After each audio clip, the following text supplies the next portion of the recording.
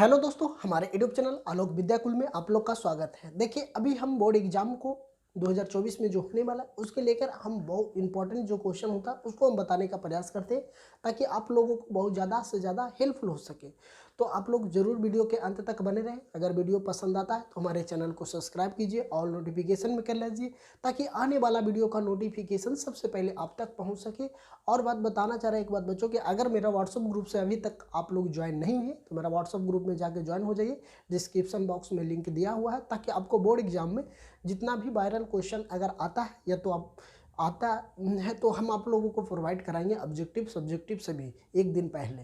तो आप लोग ज़रूर अभी तक मेरा व्हाट्सअप ग्रुप से नहीं जुड़े हैं तो वहाँ से जाके आप व्हाट्सअप ग्रुप में डायरेक्ट लिंक दिया हुआ है, वहाँ से जाके ज्वाइन कर सकते हैं। तो चलिए अब हम ऑब्जेक्टिव, आज हम साइंस का ऑब्जेक्टिव लेकर आए जो कि आप लोगों को बहुत ज़्यादा इंपॉर्टेंट होगा और जो कि मॉडल पेपर में जो ऑफिशियल मॉडल पेपर आया है उससे हम ऑब्जेक्टिव को चुन कर लाते हैं ताकि बोर्ड एग्जाम में ज़्यादा चांसेज है आने का।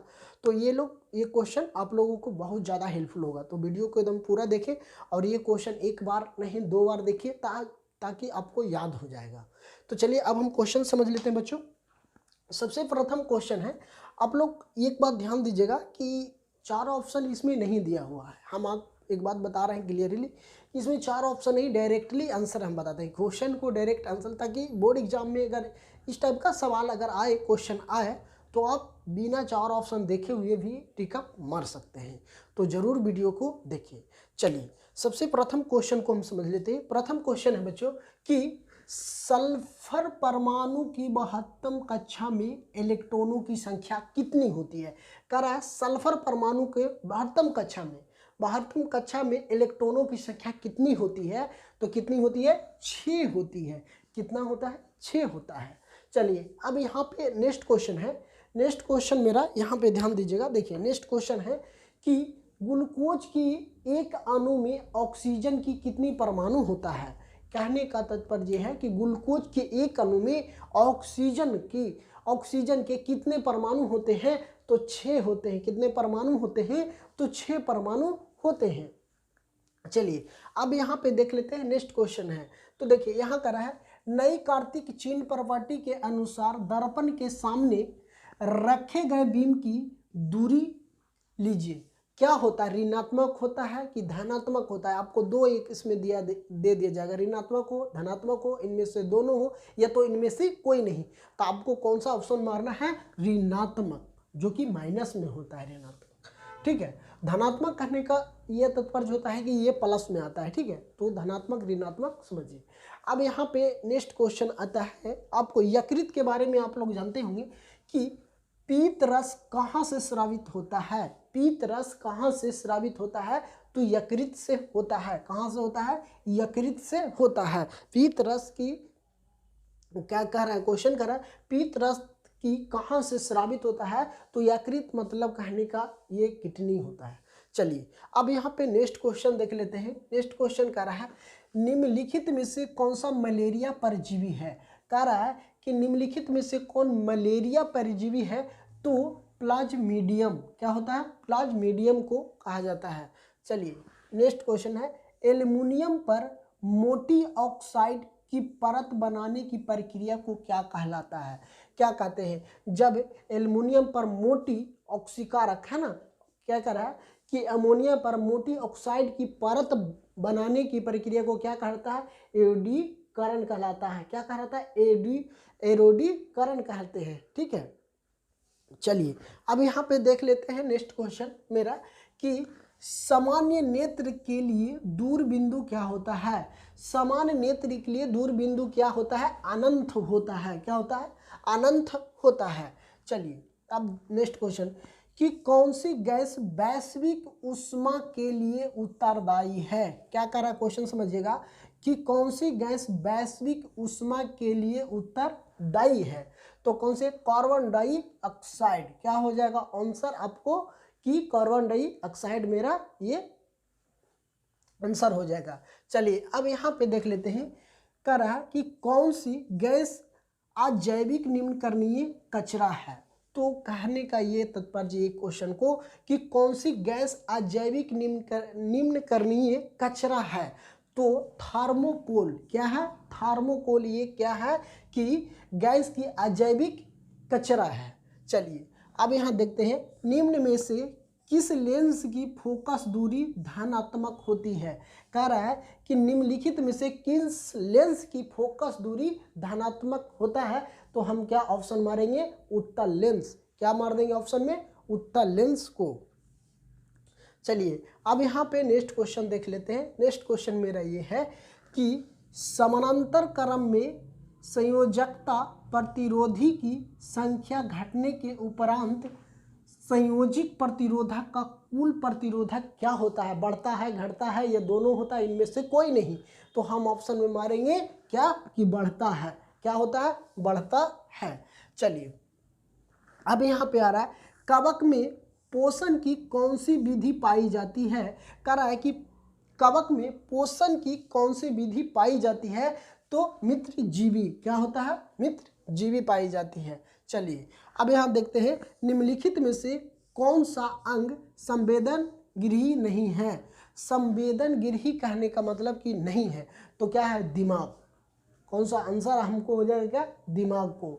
चलिए ये आप लोग को जितना भी ऑब्जेक्टिव हम आप लोग को बता रहे हैं बच्चों, बहुत ज़्यादा इंपॉर्टेंट है। तो आप वीडियो को जरूर देखिए, पूरा अंत तक जरूर देखिए, ताकि आपको 4 ऑप्शन में रहता है तो आप कहीं ना कहीं कंफ्यूजन हो सकते हैं, लेकिन यहाँ पे आपको डायरेक्टली आंसर बता रहे हैं। तो आप अगर वहाँ क्वेश्चन देखिएगा, ऑप्शन देखिएगा, डायरेक्ट टिक मार सकते हैं। 4 ऑप्शन में आपको कन्फ्यूजन होता है, लेकिन ये क्वेश्चन में आप लोगों को थोड़ा सा भी कन्फ्यूजन नहीं होगा। तो आप लोग वीडियो पे जरूर देखिए। अगर वीडियो देख रहे हैं, अगर अभी तक सब्सक्राइब नहीं किए तो हमारे चैनल को जरूर सब्सक्राइब कर लीजिए। चलिए ऐसा ही बोर्ड एग्जाम से रिलेटेड जितना भी टॉपिक है उस पर हम कवर कर देंगे, ताकि आपको बोर्ड एग्जाम में बहुत ज़्यादा आप लोगों को हेल्पफुल हो सकता है। और क्वेश्चन तो 100% ही लड़ना है। चलिए अब नेक्स्ट क्वेश्चन देख लेते हैं। मेरा नेक्स्ट क्वेश्चन यहाँ पे है, कह रहा है किस दर्पण का उपयोग सामान्यतः वाहनों का पश्चात दृष्टि दर्पण के रूप में किया जाता है। कहने का इसका यही तात्पर्य है कि किस दर्पण का प्रयोग हमें गाड़ी के में किए जाते हैं।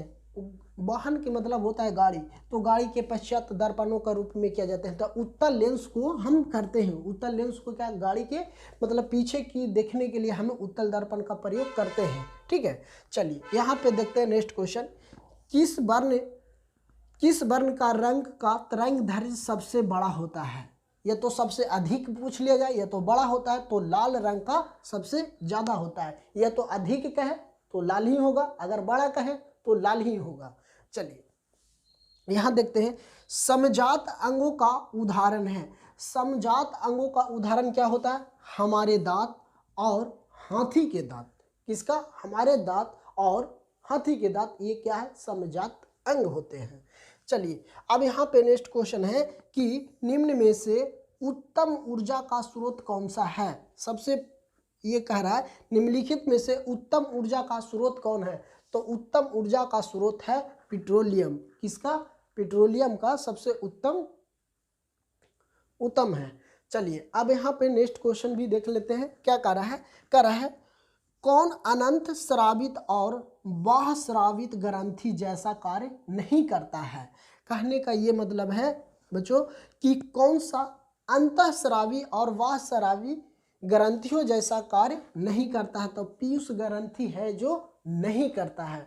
कौन सी, तो पीयूष ग्रंथि नहीं करता है। चलिए अब करा फ्लोइंग के वामा हस्त नियम में बाएं हाथ की तर्जनी को संकेत करता है। तो कौन करता है, विद्युत चुंबकीय क्षेत्र। कौन करता है, विद्युत चुंबकीय क्षेत्र का। ठीक है, चलिए अब यहाँ पे नेक्स्ट क्वेश्चन मेरा आ रहा है, निम्न में से कौन गंगा प्रदूषण को लिए उत्तरदायी नहीं है। कह रहा है कि निम्नलिखित में, या तो आपको ऐसे भी क्वेश्चन पूछ ले जाएगा कि निम्नलिखित में से कौन गंगा का प्रदूषण के लिए उत्तरदायी नहीं है। तो क्या मारिएगा, गंगा में मछली पालना। गंगा में मछली पालना ये क्या होता है, गंगा को प्रदूषण के लिए उत्तरदायी नहीं है। चलिए अब यहाँ पे नेक्स्ट क्वेश्चन है कि पुष्प का नर जनांग कहलाता है। जो पुष्प जो फूल होता है उसमें नर जनांग कहलाता है। किसको हम बोलते हैं, तो फूल का जो केसर होता है उसको हम क्या बोलते हैं, नर जयांग बोलते हैं। ठीक है, उसी को हम नर जाएंगे मतलब। चलिए अब यहाँ पे नेक्स्ट क्वेश्चन आ रहा है मेरा कि किस लेंस का उपयोग करके दीर्घ दृष्टि दोष को संशोधित किया जा सकता है। तो उत्तल लेंस को, दीर्घ दृष्टि दोष को हम क्या करते हैं, किस लेंस का उपयोग करके दीर्घ दृष्टि दोष को संशोधन किया जा सकता है। तो कौन सा दर्पण, तो उत्तल लेंस को, उत्तल लेंस को प्रयोग करके हमें इसको संशोधन कर सकते हैं। चलिए अब यहाँ से देखिए, यहाँ ये आपको 20 क्वेश्चन हम आप लोगों को समझा दिए। तो चलिए आपको हम 40 क्वेश्चन बताते हैं एक वीडियो में, ताकि आपको बोर्ड एग्जाम में ऐसा ही साइंस का 40 को ही बनाना होता है। तो 40 को आपको ऑप्शन दे वहाँ पे रहेगा, आपको 80 को क्वेश्चन दिया जाएगा जिसमें 40 को बनाना होगा। तो आपको यही 40 क्वेश्चन जो इम्पोर्टेंट होता है वही क्वेश्चन हम आप लोगों को बताते हैं। चलिए अब यहाँ कह रहा है कि विरंजक चूर्ण का रासायनिक सूत्र क्या होता है। विरंजक चूर्ण का रासायनिक सूत्र क्या होता है। तो विरंजक चूर्ण का रासायनिक सूत्र होता है CaOCl2। क्या होता है, CaOCl2। क्या होता है, CaOCl2 होता है। किसका सूत्र होता है, विरंजक चूर्ण का होता है। अब यहाँ पे देखते हैं नेक्स्ट क्वेश्चन कि कौन सा पदार्थ लाल लिमटिस को नीला कर देता है। कह रहा है कौन सा पदार्थ है जो लाल लिमटिस को नीला कर देता है। तो क्षार है जो क्या कर देता है, लाल से नीला कर देता है। क्या कर देता है, लाल से नीला कर देता है। अब यहाँ पे आ रहा है नेक्स्ट क्वेश्चन, देखते हैं कि कौन सा अभिलक्षण वंशागत नहीं है। कह रहा है कि कौन सा लक्षण है जो वंशागत नहीं है। तो चमड़ी का रंग, मतलब चमड़ा का रंग ये वंशावली से नहीं मैच करता है। ठीक है, क्या होता है, ये चमड़ा का रंग।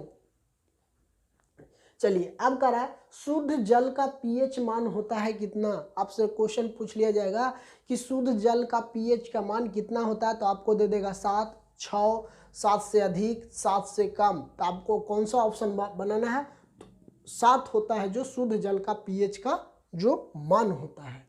चलिए अब यहाँ देखते हैं कौन सा कार्बन, कह रहा है कौन सा कार्बन यौगिक सबसे अधिक अभिक्रियाशील होता है। कह रहा है कि कौन सा कार्बन यौगिक सबसे अभिक्रियाशील होता है।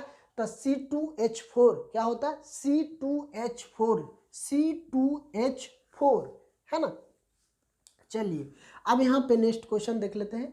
कह रहा है हाइड्रोजन के 2 परमाणुओं के बीच कितने अबंधत बनते हैं। कह रहा है हाइड्रोजन के 2 परमाणुओं के बीच अबंधत बनता है। कितने बंधन बनता है, तो एक बंधन बनता है। ठीक है, कितने बंधन, एकल बंधन भी बोल सकते हैं या तो एक बंधन भी बोल सकते, जैसा आपको ऑप्शन रहेगा वैसा ही टिकअप करना है। एक बंधन दे दीजिएगा तो एक ही बंधन मारना है। चलिए अब यहाँ कह रहा है कि विद्युत ऊर्जा का व्यापारिक मात्रा क्या होता है। विद्युत ऊर्जा का व्यापारिक मात्रा क्या होता है, यूनिट होता है। क्या होता है, यूनिट होता है। चलिए अब यहाँ पे नेक्स्ट क्वेश्चन है कि टिंडल प्रभाव है ना, टिंडल प्रभाव की कौन सी परिघटना को प्रदर्शित करता है। तो कौन सी करता है, टिंडल प्रभाव को कौन सी परिघटना को प्रदर्शित करता है। तो ये प्रकाश का वर्गीकरण है ना, प्रकाश का परिकिरणन। क्या होता है, प्रकाश की परिकिरणन।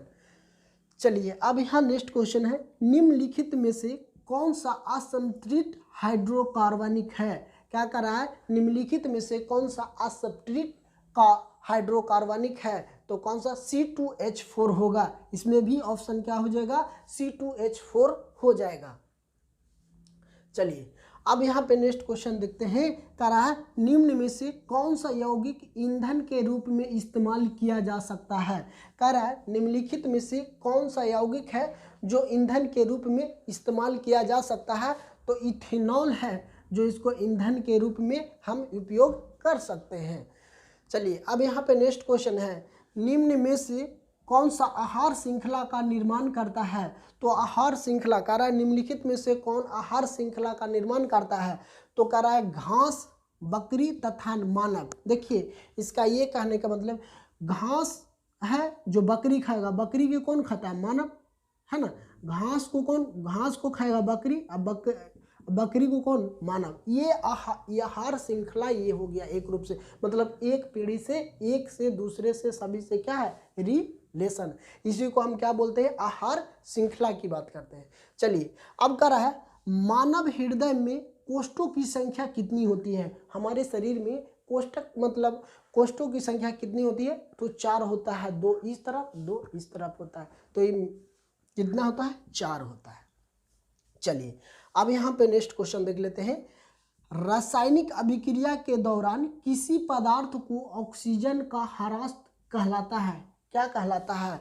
उपचयन कहलाता है। क्या कहलाता है बच्चों? उपचयन कहलाता है। क्या बोलते हैं हम? उपचयन बोलते हैं। चलिए अब यहाँ नेक्स्ट क्वेश्चन है मेरा कि आधुनिक आवर्त सारणी में समूहों की संख्या कितना है? आपको आवर्त सारणी में समूहों की संख्या की बात करें तो 18 मारना है। कितना है? 18 हो जाएगा। या तो आपको ये भी क्वेश्चन पूछ लिया जाएगा कि आधुनिक आवर्त सारणी में आवर्तों की संख्या कितनी है? तो 18 ही मारना है। कितना मारना है? 18 ही मारना है। चलिए अब यहाँ पे नेक्स्ट क्वेश्चन आ रहा है कि खाद्य पदार्थ के डिब्बों पर जिंक की बजाय हीन का लेप होता है क्यों? अब देखिए क्वेश्चन समझिए। कह रहा है खाद्य पदार्थ के डिब्बों पर जिंक के बजाय हीन का लेप लगाते हैं क्यों? आखिर क्यों लगाते हैं? क्यों लगाते हैं? क्योंकि टीन की अपेक्षा जिंक के अधिक अभिक्रियाशील होता है। क्यों होता है?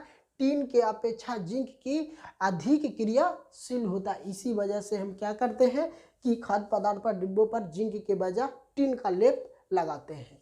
तो चलिए आप लोगों को हम अभी 1 से लेकर 40 ऑब्जेक्टिव बताए हैं ताकि आप लोगों को बहुत ज़्यादा बोर्ड एग्जाम में हेल्पफुल होगा। तो आप लोगों को ये वीडियो कैसा लगा आप ज़रूर हमें कमेंट बॉक्स में बताएं, और कोई भी आपको जो भी क्वेश्चन है आप हमें कमेंट बॉक्स में बताइए, उसका सॉल्यूशन हम आपको 1 घंटा के अंतर में यूट्यूब पर अपलोड कर देंगे। तो आपको ये वीडियो पसंद आता है तो हमारे चैनल को ज़रूर सब्सक्राइब कीजिए और दोस्तों में ज़रूर शेयर कीजिए। और अगर अभी तक मेरा व्हाट्सएप ग्रुप में नहीं जुड़े हैं तो मेरा व्हाट्सएप ग्रुप डिस्क्रिप्शन बॉक्स में दिया हुआ है, वहाँ से मेरा व्हाट्सएप ग्रुप में जुड़ सकते हैं। तो थैंक यू दोस्तों, फिर मिलते हैं आप लोगों के बीच नए कक्षा में।